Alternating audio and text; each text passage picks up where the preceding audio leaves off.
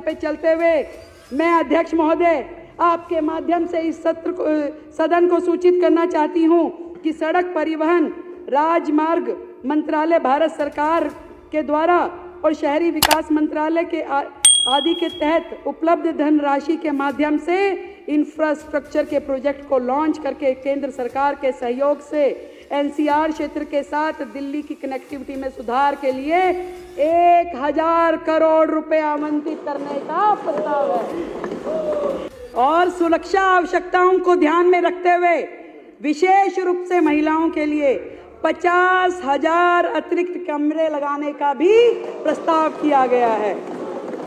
दिल्ली में सड़क और पुल इंफ्रास्ट्रक्चर के सुधार के लिए 3,843 करोड़ रुपए की राशि आवंटित की गई है। 3,843 करोड़ रुपए की, और उसमें भी मुख्यमंत्री विकास निधि के रूप में 1400 करोड़ रुपए के बजट का प्रावधान किया गया है। जो पहले की सरकारों में खर्च नहीं होता था, पड़ा रहता था, वो आपको छोड़ो अपने विधायकों को भी नहीं देते थे, उनके भी प्रोजेक्ट फाइलें लटकी रहती थी। आप चिंता मत करिए, सबको काम करने के लिए फंड मिलेगा, सबको मिलेगा, चिंता मत कीजिए, सबको मिलेगा। 2025-26 में राष्ट्रीय राजधानी क्षेत्र दिल्ली के विकास के लक्ष्यों को प्राप्त करने के लिए इंफ्रास्ट्रक्चर प्रोजेक्ट के लिए केंद्र सरकार से वित्त पोषित परियोजनाओं के लिए योजना विभाग के तहत 1000 करोड़ रुपए का प्रस्ताव किया जा रहा है। आज हम एक बार फिर दिल्ली को नया रूप देने के लिए प्रतिबद्ध है। हम एक ऐसी मजबूत और पारदर्शी नींव रखेंगे जिसे फिर कोई कमजोर ना कर सके।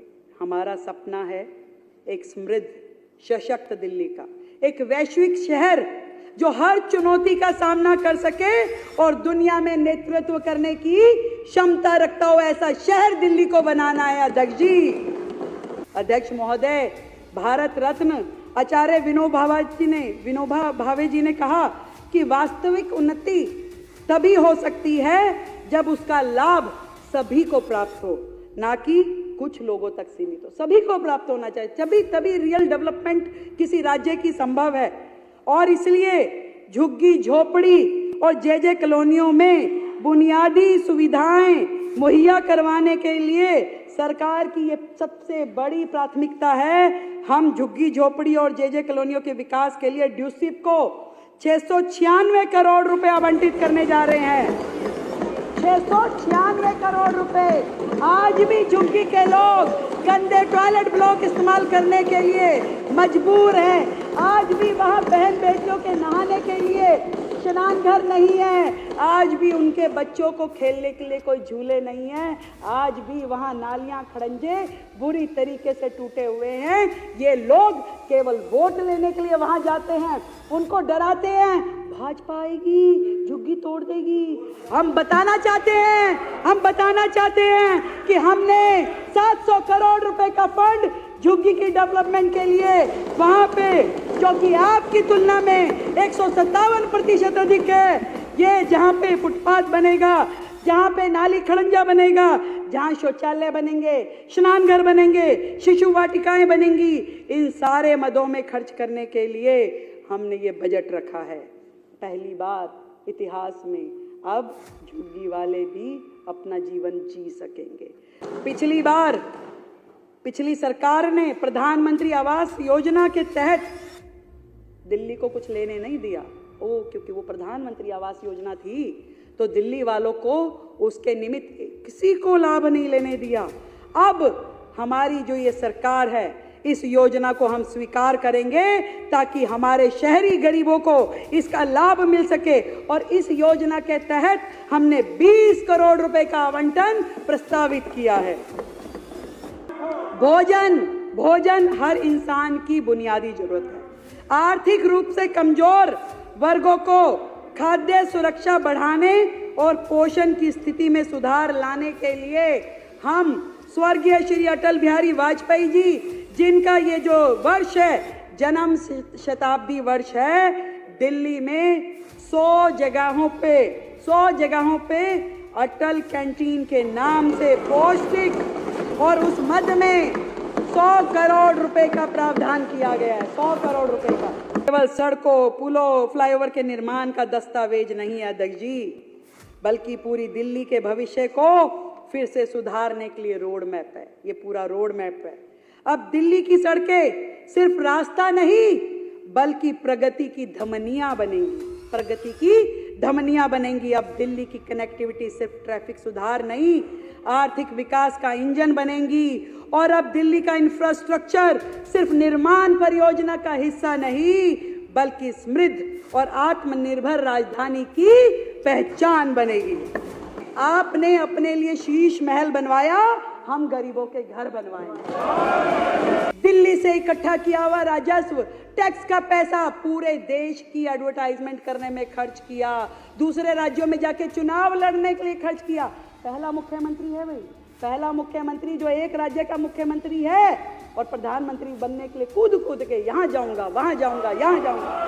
पहला बहुत फर्क है सर, बहुत फर्क है आप में और हम में। हम दिल्ली के लिए अस्पताल, स्कूल और सड़कें बनाने में खर्च करने वाले हैं। आप केवल बातें बनाते थे, हम विकसित दिल्ली बनाएंगे। दूसरा सेक्टर जो मैं सोचती हूँ वो इंडस्ट्रियल डेवलपमेंट और इन्वेस्टमेंट प्रमोशंस का है। उद्योग और निवेश जो कि समृद्धि का रास्ता है अध्यक्ष जी, प्रगति का आधार है।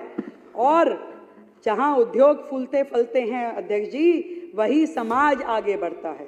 जहाँ निवेश आता है तो ना केवल अर्थव्यवस्था मजबूत होती है, बल्कि रोजगार के नए द्वार भी खुलते हैं।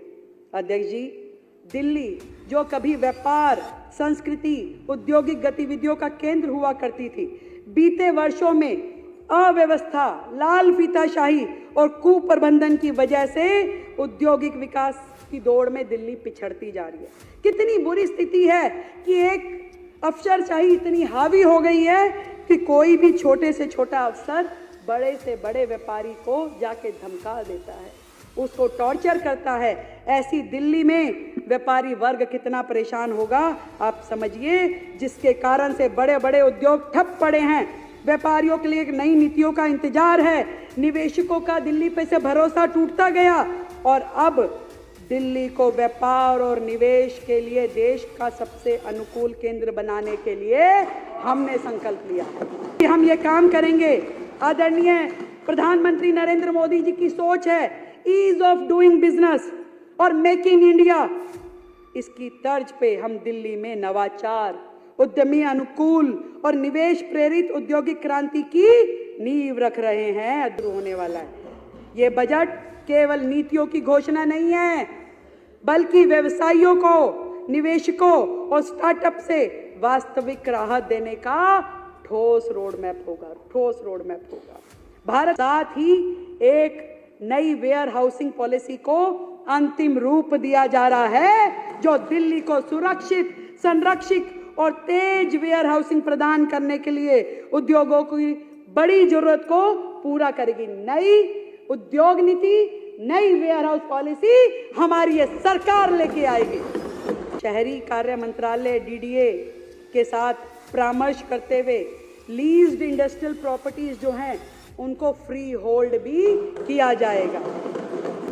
बड़ी संख्या में औद्योगिक क्षेत्रों की स्थिति बहुत खराब है। बहुत हमने जब इस बजट के लिए सुझाव लिए तो हमने अलग अलग क्षेत्रों से, औद्योगिक क्षेत्रों से व्यापारी भाइयों को, उद्योग जगत से जुड़े हुए लोगों को बुलाया था। एक एक व्यक्ति रो रहा था कि इतने सालों में कभी उद्योग के उस अप्रूव्ड सेक्टर में ना सड़क, ना नाला, ना कोई और व्यवस्था, इतनी बुरी हालत में लोग वो व्यापार करने के लिए मजबूर है। इसलिए दुनिया एनसीआर की तरफ दौड़ रही है, अन्य राज्यों की तरफ जा रही है कि अपना व्यापार कर सकें। अध्यक्ष जी, मैं आपके माध्यम से बताना चाहती हूँ कि इन औद्योगिक क्षेत्रों में कार्य स्थितियों के सुधार के लिए, डेवलपमेंट और रीडेवलपमेंट एक्टिविटीज़ के लिए एक प्रोग्राम बनाया जाएगा और उस प्रोग्राम के माध्यम से यहाँ की सड़कें, गलियाँ, नालियाँ, खड़ंजा, ये सारी की सारी चीज़ों को ठीक करा जाएगा ताकि वो व्यापारी भाई अपना व्यापार वहाँ पे ठीक से कर सके।